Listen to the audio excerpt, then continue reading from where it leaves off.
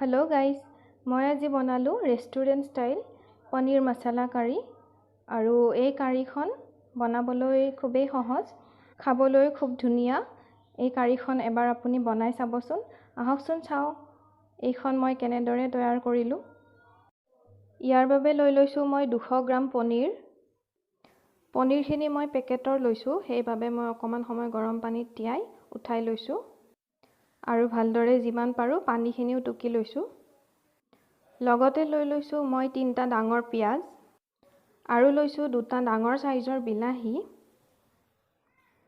আৰু লৈছো 500 ফুটামান নহৰু আৰু সৰু আদা এটুকুৰা জলকীয়া এটা আৰু তেজপাত 2টা আৰু লৈছো ইলাইচি 3টা সৰু সাইজৰ আৰু লং 3টা আৰু গৰম মছলা পাউডাৰ সৰু এচামুচ আৰু জালুকৰ গুৰি সৰু এচামুচ লগতে লৈছো ৰঙা জলকীয়াৰ গুৰি এচামুচ আৰু জিৰা গুৰি এচামুচ। এতিয়া মই আদা নহৰু আৰু জলকীয়াৰ এটা ধুনিয়া পেষ্ট বনাই লম। তাৰ পিছত মই পিয়াজ 3টা ভালদৰে ৰুকনিত ৰুকি লম আৰু লগতে বিলাহীখিনিও মই ৰুকনিত এক্সট্ৰাকে ৰুকি লম। পিয়াজখিনি আৰু বিলাহীখিনি মোৰ এইদৰে ৰুকি হৈ গ'ল। পিয়াজখিনি ৰুকুতে মোৰ অকমান ডাঙৰ টুকুৰা ৰৈ গৈছিল সেই ডাঙৰ টুকুৰাখিনি মই সৰু সৰুকে কাটি দিছো।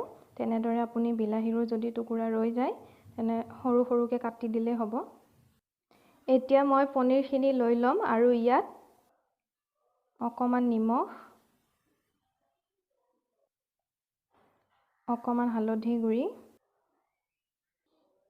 আৰু অকমান জলকীয়াৰ গুৰি দি দিম আৰু এইখিনি ধুনিয়াকে মিক্স কৰি লম। মই লাহে লাহে হাতেৰে এনেদৰে মিক্স কৰি ললো।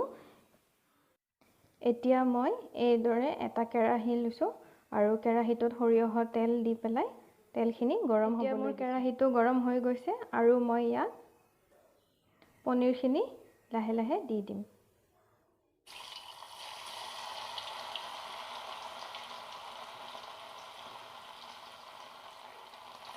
গেছটো মই এতিয়া মিডিয়াম ফ্লেমতে ৰাখিছো। গোটেইখিনি পনীৰ মই এইদৰে দি প্ৰায় আধা মিনিট মান সময় ফ্ৰাই কৰিম আৰু এইখিনি মই উঠাই প্লেট এখনত ৰাখি দিম। মই এইদৰে লৈ লৈছো। পনীৰখিনি অকমানেই ফ্ৰাই কৰিব লাগে নহলে ৰেষ্টুৰেণ্টৰ নিচিনা কোমল হৈ নাথাকিব। এইখিনি ডাঠ হৈ যাব সেইকাৰণে অকমানেই ফ্ৰাই কৰি লৈছো যাতে ধুনিয়া কোমল হৈ থাকে। এতিয়া মই আন এটা কেৰাহী গেছত পাতি লৈছো। আপুনি একেটা কেৰাহীয়ে ল'ব পাৰে কোনো কথা নাই। ইলাইচি 3টা অকমান ভাঙি পেলাই দি দিছো। লগতে লং আৰু দালচিনিখিনিও দি দিছো। তেজপাত 2টা দি দিছো।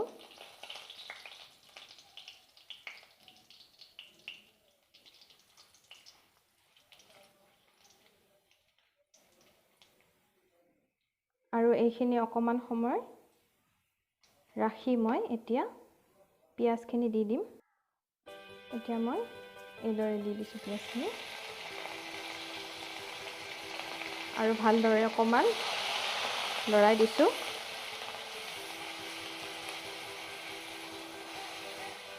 পিয়াজখিনি মোৰ ভাজি হৈ গৈছে দেখিবলৈ পাইছে ৰঙচুৱা হৈ গৈছে আৰু তেল এৰি দিছে। এতিয়া মই ইয়াত দি দিছো জালুকৰ গুৰিখিনি আৰু দি দিছো ৰঙা জলকীয়াৰ গুৰি আৰু জিৰা গুৰিখিনি।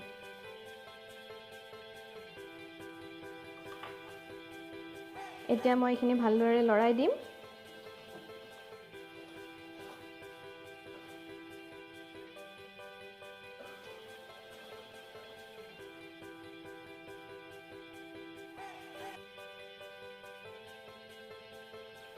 এইখিনি ভাজ খোৱাৰ পিছতে ইয়াত দি দিছো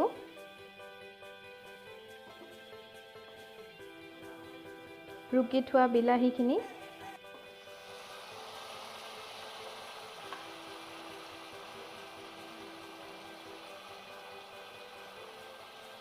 এইখিনিও ভালদৰে লৰাই দিছো। এইখিনি মই এতিয়া 5 মিনিট মান সময় ভালদৰে লৰাই লৰাই ভাজি থাকিম। মিডিয়াম টু হাই ফ্লেমতে ৰাখি পেলাই ভালদৰে ভাজি লম।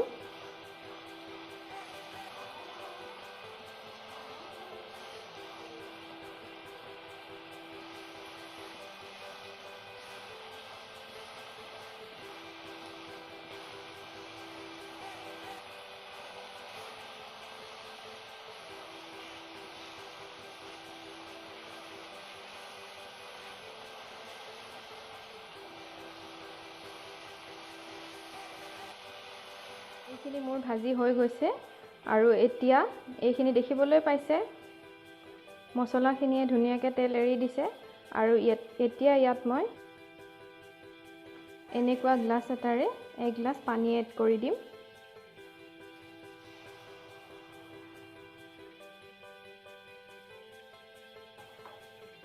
আৰু এইখিনি হাই ফ্লেম দি উতলিবলৈ ৰাখি দিম।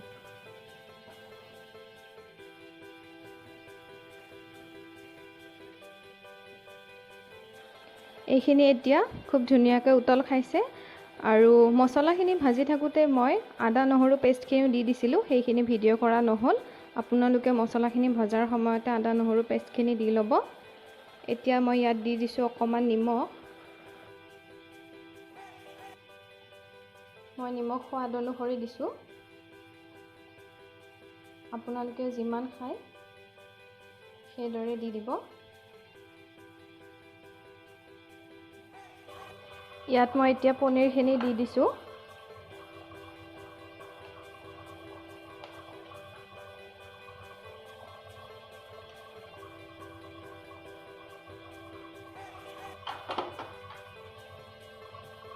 এইখিনি এতিয়া মই ভালদৰে লৰাই দিম। মই এতিয়া 2 মিনিটমান সময় এইখিনি উতলিবলৈ দিম আৰু নমাই ৰাখি দিম। এইদৰে যদি আপোনালোকে পনীৰৰ কাৰী খোৱা নাই, এবাৰ খাই চাবচোন।